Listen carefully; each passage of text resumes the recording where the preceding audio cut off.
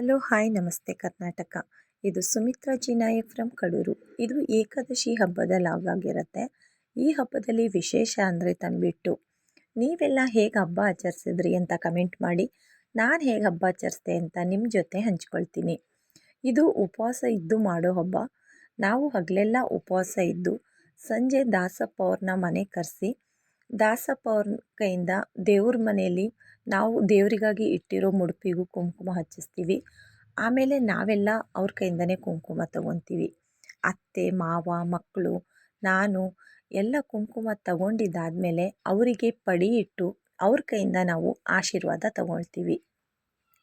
ಅದಾದಮೇಲೆ ನಾವು ಮಾಡಿರೋ ಅಡುಗೆನೆಲ್ಲ ದೇವ್ರಿಗೆ ನೈವೇದ್ಯಕ್ಕಿಟ್ಟು ಮನೆಯಲ್ಲೂ ಪೂಜೆ ಮಾಡ್ತೀವಿ.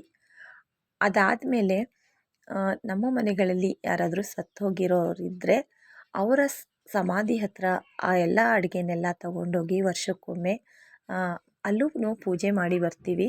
ಇದನ್ನು ನಮ್ಮ ಕಡೆ ಕಲ್ಬಾಣ ಅಂತ ಕರೀತಾರೆ. ನೀವೇನಂತ ಕರಿತೀರಾ ಅಂತ ಕಮೆಂಟ್ ಮಾಡಿ. ಸಿಗ್ತೀನಿ ಮುಂದಿನ ವಿಡಿಯೋದಲ್ಲಿ. ಬಾಯ್.